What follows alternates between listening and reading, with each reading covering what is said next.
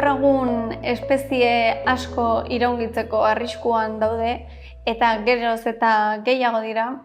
Populazioak ere murrizten ari dira espezie batean baino gehiagoan eta espezie jakin batzuen geroz eta ale gutxiago daude eta batzuetan iraungitzeko arriskuan egon daitezke. Beste arrazoi batzuen artean, klima aldaketagatik. Baina beste eragin batzuk ere baditu, gaur ikusiko dugunez, saguak, baleak, hainbat hegazti eta arrabioak denek beren gorputz tamaina txikitu dute azken urteetan eta ikertzaileek ez dakite zehazki zergatik. Doñanako Parke Nazionalean, bertako basa saguek, Apodemus silvaticus izeneko saguak, duela 40 urte pixatzen zuenaren herena pixatzen du gaur egun, espezie horretako aleek bataz beste noski. Finlandiako izokinak ere, ibai batzuetan, beste urte batzuetan baino txikiagoak dira, eta, gertu dugun dagoeneko ja ez dugu gertu, baina euskal balearen kasua da beste bat, Eubalaena glaciaris espezieko balea, 80. hamarkadatik metro bat baino gehiago txikitu delako, bataz beste noski. Zer ari da gertatzen? Zergatik dira animalia batzuk geroz eta txikiagoak, eta zer ondorio izan dezake prozesu horrek animalia horien populazioetan. Galdera hauei erantzuna ematen saiatu da ikerketa bat, bertan Pleistozenoaren amaieratik, hau da duela 125.000 urtetatik, 200 urte etorkizunera arte, egin dute denbora tarte horretan kalkuluak egin dituzte, eta ikusi dute ugaztunen gorputz tamaina nabarmenki murriztu egin dela. Antzina gainera, bazeuden mamutak, errinozero iletsuak, labanortz tigrea ere bazegoen, hau da, duela urte asko, azken glaziazioan, eta bazeuden ugaztun batzuk megafauna deitzen zaiena, talde horretan sartzen diren ugaztunak, eta animalia megafauna, hitzak dioen bezala, animalia handiak edo erraldoiak ziren. Baina, aipatu ditudanak eta beste hainbat animalia, bere garaian lurraren parte handi batean bananduta bazeuden ere, dagoeneko iraungi egin dira. Bai glaziazio garaia amaitu zelako, baina baita pentsatzen da gizakiaren eraginez. Eta gaur egun megafauna konsideratu daitezkeen animali oso gutxi gelditzen dira. Ikerketa honetan ikusi zutena da, aldi berekotasun bat zegoela, erregistro fosilean megafaunaren desagerpenarekin beste prozesu bat gertatu zelako. Eta hori zen hominidoen edapen globala. Hainbat hominido, neandertalak, denisobarrak eta gizaki arkaikoak eta baita modernoak ere, lurreko ekosistemaren parte izan dira Pleistozeno amaieratik, baina geroz eta ugariagoak izan gara gizakiak.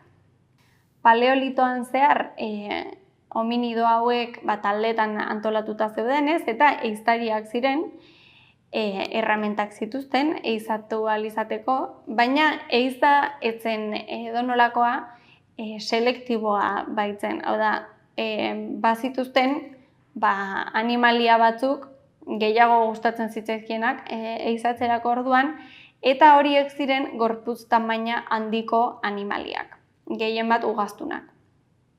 Beraz, badirudi, hominidoen edapena gertatu zen garaian, geroz eta megafauna edo ugaztun belarjale hauen banaketa eta dentsitatea ere jaisten joan zela, eta hominidoen edapena hain zuzen ere izan daiteke arrazoietako bat, urte hauetan zehar gorputz tamaina handiko animali geroz eta gutxiago izatearena. Beraz, erantzunkizunaren parte bat, tamaina handiagoko animaliak geroz eta gutxiago izatearen erantzunkizunaren parte bat behintzat guk izatea probablea da, ez? Eta, badirudi, animalia, gorputz tamaina handiako animalia gutxiago izateaz gain, gaur egun animalia batzuk geroz eta txikiagoak direla. Eta horren adibide da aipatu dugun Doñanako basaxagua. Ugaztun txiki honen populazioko aleak, bertako populazioetako indibiduak, duela 40 urte 30 gramo pisatzen zituzten, bataz beste, eta gaur egun, edo 2022 urte horien bueltan, ez dira 20 gramora iristen bataz beste. Miguel Delibes de Castro da ikerketa honen egiletako bat, Doñanako estazio biologikoko ikertzaileetako bat, eta hark zenbait azalpen posible eman ditu prozesu kezkagarri hau ulertu ahal izateko. Lehena, espero zen bezala, klima aldaketa da, eta temperaturarekin du zerikusia. Zehazki biologia gobernatzen duen lege batekin du zerikusia, Bergman legearekin, hark esaten baitu espezie bereko bi populazio baldin baditugu, bata eremu hotzean eta bestea eremu epelago batean, eremu epelagoko kideak hotzekoak baino txikiagoak izango direla. Eta hau zergatik, azkenean fisika kontua da. Gorputz txikiek azalera handiagoa dute, volumen unitate bakoitzeko, hau da, animalia txiki batek, proportzioan kanpoaldearekin kontaktuan azalera gehiago du animalia handiek baino, eta beraz, energia gordetzeko helburuarekin, eremu hotzetan, energia aurreztea beroa sortzeko eta baita beroa mantentzeko ere oso garrantzitsua denez, eremu hotzetan animaliak oro har handiagoak izaten dira. Eta eremu epeletan, temperaturak edo gorputza hoztea garrantzitsua denez, animaliak txikiagoak izaten dira. Azken urteetan, Doñana inguruko beste eremuak bezalaxe epeldu eginda, temperaturak geroz eta altuagoak dira, bataz besteko temperaturak, eta beraz, basaxaguek beren bizimodua aurrera eramateko tamaina optimoa aldatu zaiela dirudi, eta beraz, haien gorputz tamaina denboraren poderioz murriztu egin da temperatura epel horietan bizitzeko estrategia gisa. Aipatzeko beste adibide bat izokinen kasua da, eta zehazki izokinetan gene batei buruz arituko gara, VGLL3 izena du, eta gene hau garrantzitsua da gaurko adibiderako, izokinak berriro errekara itzultzen diren adinarekin erlazionatutako genea delako. Eta baita ere lotura du izokinaren heltze prozesuarekin. Ze arrainetan lor daitekeen tamaina maximo hori heltze prozesuaren bidez definitzen da. Beraz, Noruegako bi populazio ezberdinetan zentratuko gara, bi ibai ezberdinetan dauden izokin populazioetan, eta bertara izokinak itsasotik igotzen dira, arrautzak errun eta hiltzera, ez? Noruegako ibai horietako batean ez dute aldaketa esanguratsurik ikusi urteak pasala, baina beste ibai horietako batean azken 40 urteetan ikusi dute izokin horiek bataz beste pisuaren 10% galdu dutela emeetan eta 40%, oda, pisuaren erdia galdu dute arrek. Ezberdintasun hauek ikusirik, gene aipatu dugun gene horretan jarri zuten arreta ikertzaileek ikusteko ea gene horretan aldaketarik gertatu zen, eta ikusi zuten gene horren maiztasuna 18% murriztu zela azken urteetan. Hau noski aldaketa pairatu zuen populazioan. Eta prozesu honi ere logika edo arrazoia topatzen saiatu dira, eta batetik diote migratzerako orduan izokin handiek bizirauteko arazo gehiago izan ditzazketela, horregatik direla geroz eta txikiagoak, ale txikiak abantailatsuagoak direlako. Eta beste arrazoia izan daiteke arrantzaleek nahiago dituztela ale handiak, eta beraz ale handiak geroz eta gutxiago gelditzen direla. Edonola ere, kasu honetan izokinen moldaera baten aurrean egongo ginateke, gaur egun izokinentzat edo behintzat Noruegako populazio horien konparazio eginda, izokinentzat abantailatsuagoa delako txikiagoa izatea. Ikusi dugu beraz, kausa anitzek emaitza berbera lortzen dugula hainbat arrazoiengatik, eta da animalia espezie asko txikitzen ari direla. Kausak anitzak dira, baina oinarrian bakarra da, eta da guk ingurumena aldatzen dugun heinean, animaliek ere eraldatzeko beharra dutela behintzat biziraun nahi baldin badute. 2020ko abuztuan, bat-biak dei bat jaso zuen Fuenjirolako Los Bolinches hondartzatik, Malagan dago hondartza hau, eta dei horretan esaten zutena zen itsas dortoka bat bertan abia egiten ari zela. Dortoka espezie hau egiazko kareta bat zen, kareta izen zientifikoa, eta itsas dortoka hau Malagan aurkitzea erabateko ezustekoa izan zen, ordura arte ez halako halakorik gertatu. Badirudi itsas dortokak hondartza epelagoen edo freskoagoen bila dabiltzala. Los Bolinches hondartzan agertutako itsas dortoka honen abia zigilatu egin zuten agintariek, eta ordu batzuk geroago aditu talde bat gerturatu zen egoera nolakoa zen ikustera. Abia ondo aztertuta gero, egiaztatu zuten, kareta itsas dortoka eme honek 72 arrautza errun zituela bertan, abia horretan, baina tamalez abia ur bazterretik oso gertu zegoen, eta beraz urak hartzeko arriskua zuen. Gainera, Los Bolinches hondartza hori nahiko hondartza urbanoa da, eta ez zuten uste toki aproposa zenik bertan abia bat, dortoka abi bat izateko.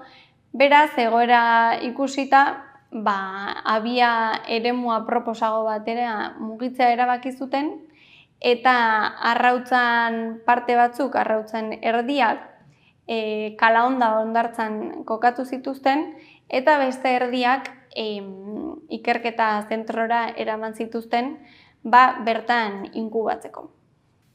Egiazko kareta espezie hau, itsas dortoka bat da, eta noski beraz narrasti bat da.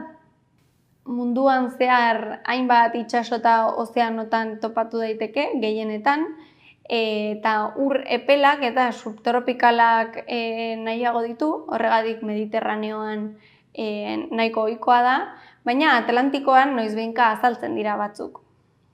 Naturaren kontserbaziorako elkarte internazionalak bere zerrenda gorrian sartu zuen 2017an kareta espezie hau, espezie zaurgarrien kategorian, hainbat arrazoiengatik haren populazioak bera doazelako. Hala ere, Mediterraneoko populazioa kezka baxuko kategorian dago, bertako populazioak nahiko ondo heltzen diolako egoerari, eta izatez, kareta Mediterraneoan nahiko ohikoa den itsasdortoka da, itsasdortoketan ohikoena, eta Mediterraneo osoan aurkitu daiteke, Mediterraneo osoan dago zabalduta. Baina, dortoka emeek bakarrik Mediterraneoen zati bat, zehazki erdialdea eta ekialdea, nahiago izaten zuten, esango dut, abiak eraikitzeko. Adibidez, Grezia, Turkia, Libia, Txipre eta inguru horretako hondartzak nahiago izaten zituzten edo baldintza hobeak zituzten haien abiak eraikitzeko. Besteak beste, bertako temperatura altuengatik. Itsasdortokentzat, abiaren temperatura oso aldagai garrantzitsua da. Animalia honetan, abia eraketa prozesua oso prozesu sentibera da eta oso bitxia baita ere. Hasteko, argitu behar da animale hauek filopatrikoak direla. Zer esan nahi du filopatrikoak? Animalia hau ugaltzerako orduan jaio zen leku berberera itzultzen dela, abiak eraikitzeko. Filopatria beste hainbat espezietan deskribatu da, eta itsasdortoken kasuan emeak soilik dira filopatrikoak, arrak ez direlako hondartzara itzultzen ugaltzera. Hau da, elkartzen dira itsasoan, baina gero behin ondorengoak izan behar direla, emeak soilik hondartzara itzultzen dira. Ikusi izan da, batzuetan jaio ziren eremu antzekora itzultzen direla, adibidez ondoko hondartza batera, edo probintzia bereko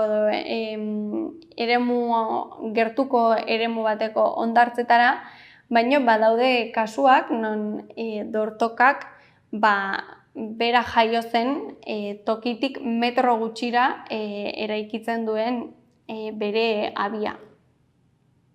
Baina horretaz gain, eta hau da guri gaur bereziki interesatzen zaiguna, bada beste ezaugarri oso berezi bat itsasdortoken ugalketari buruz, eta da inguruko temperaturak, abiaren inguruko temperaturak, erabakitzen duela arrautzen sexua. Arrautzen garapenean zehar, behin abia eraikita dagoela eta arrautzak bertan daudela, tarte termosentikorra deitzen zaion momentu badago, eta tarte horretan abia inguratzen duen areak hartzen duen temperaturak erabakigarria da abia horretan egongo diren eme edo ar proportzioa zehazteko. Egiazko karetaren kasuan, gaur hitz egiten ari garen espezie honen kasuan, 29,5 gradu zentigraduko temperaturan, arrautzen erdiak arrak izango dira eta arrautzen erdiak emeak. Hau izango litzateke, areak izan behar duen temperatura optimoa edo arrautza hauentzat. Beraz, atalas erretatik gora, arren proportzioa handitu egingo da, eta 29,5 gradu horietatik bera, emeen proportzioa handituko da. Beraz, dagoeneko imaginatuko duzuenez, temperatura geroz eta altuagoak balima ditugu, proportzio hori aldatu egingo da, eta geroz eta ar gehiago jaioko dira, eta horrek noski eragin handia izango du itsasdortoken populazioetan. Baina horrez gain, temperatura tarte batetik bera edo gora, arrautza horiek aurrera jarraitzeko zailtasunak izaten dituzte, temperaturak altuegiak edo baxuegiak baldin badira, eta hil ere egin daitezke ez baldin badute temperatura ez baldin badago tarte jakin batzuen barruan. Beraz, moldapen hau oso polita da, baina oso sentibera ere bai, eta oraindik gehiago gaur egungo egoeran. Eta orain bueltatuko gara berriro Los Bolinches hondartza horretara, Malagako hondartza horretara. Ze abia hau Mediterraneoaren mendebalde aldera inoiz urrunen deskribatu den egiazko karetaren abia da. Hau da, ez du inoiz edo ez da inoiz deskribatu egiazko kareta batek hain mendebaldera abia bat egin duenik. Esan dugu Mediterraneoaren mendebaldea ez dela ohiko eremua dortoka honek abiak eraikitzeko, baina azken hamarkadetan geroz eta eme gehiago ari dira gerturatzen Mediterraneoaren mendebaldera abiak eraiki eta arrautzak bertan errutera. Adituen ustetan, noski, espero zen bezala, jokabide aldaketa hau temperaturaren igoeraren ondorioa da. Orokorrean temperatura geroz eta altuagoak dira eremu guztietan, eta horren eraginez itsasdortokak abiaratzeko leku berrien bila dabiltza. Duela 2 hamarkada arte edo, mendebaldeko hondartza hauek ez ziren nahikoa berotzen itsasdortokentzat eta egiazko karetarentzat arrautzak bideragarriak izateko, hau da, temperatura baxuegia zuten arrautza horiek bizirauteko, baina azken urteetan zehar Grezia, Turkia, Libia eta aipatu ditugun herrialde horietan, inguru horretan, udako temperaturak geroz eta altuagoak dira eta egiazko karetak abiak eraikitzeko altuegiak dira.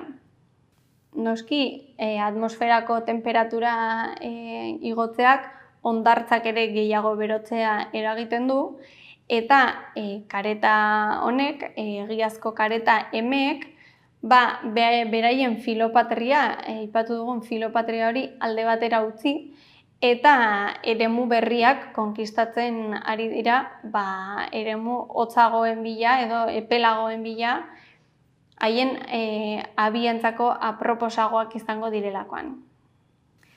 Hondartza aproposagoak diren edo ez, hori beste kontu bat da, ze, klaro, Grezia eta eremu hauetan, esan dugu ohikoa dela itsasdortokek haien abiak eraikitzea, baina mendebaldeko eskualdeetan ez dago kontzientzia hori edo ez dakigu halakorik gertatu daitekenik eta ez gaude ohituta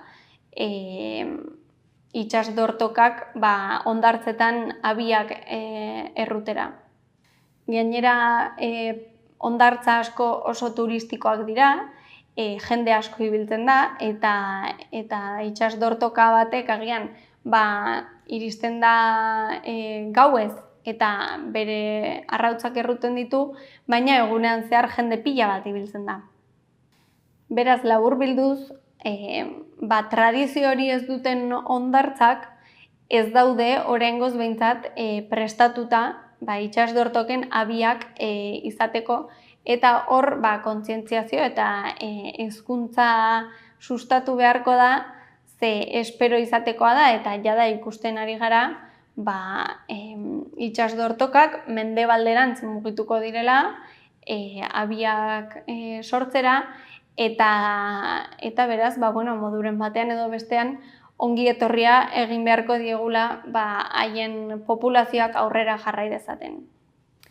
Eta uholketa eta temperaturaz hitz egiten ari garela, beste animalia bat ere aipatu nahiko nuke kasu honetan olagarroa. Olagarroak bizitzan behin ugaltzen dira, eta behin ugaltzen direla hil egiten dira.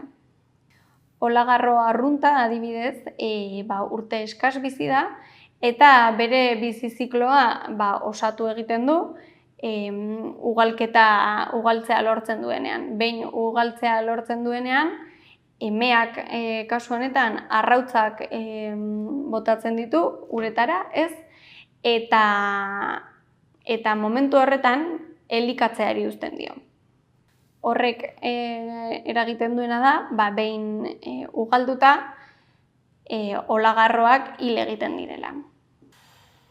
Orain arte egindako hainbat ikerketek erakutsi dute tenperatura aldaketek, itsasoko temperaturaren aldaketek, zefalopodoen, olagarroa zefalopodo bat da, ugaritasunean eta bizizikloetan eragin dezaketela. Olagarro espezie jakin batean, adibidez, egin zen ikerketa bat, eta ikusi zuten 27 gradutatik gora, arrautzen bideragarritasuna asko murrizten dela, 24 gradu zentigradutan errundako arrautzekin konparatuta. Baina ondorio negatiboak ez zituzten emeetan bakarrik ikusi, arretan ere bai, arren kasuan espermatozoideak eta emeen kasuan obuloak kalitate baxuagokoak ziren, temperatura geroz eta altuagoa zenean, eta horrek iradokitzen duena da, temperatura altuek bi sexuei eragiten dietela eta beraz populazioetan eragin nabarmena izango duela. Azken finean, arrautza gutxiago erruten baldin badira edo arrautza horiek kalitate baxuagokoak baldin badira eta ez baldin badira aurrera ateratzen, populazioaren jaiotze tasa murriztuko da eta populazioa murriztuko da beste irtenbiderik gabe.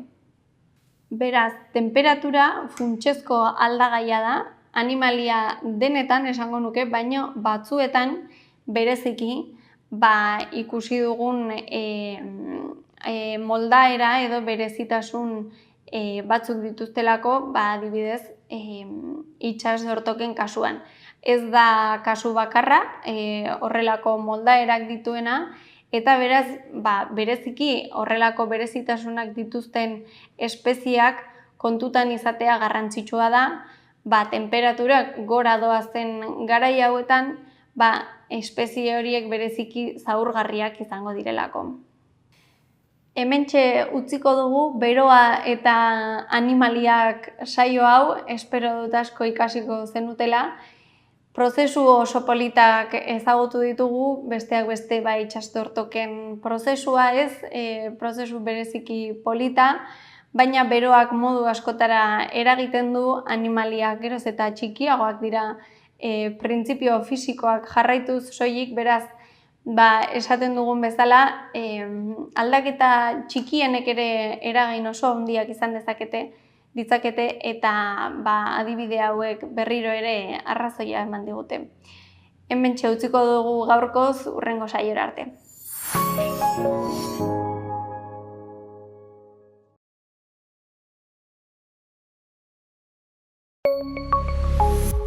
Gobierno de Navarra. Nafarroako gobernua.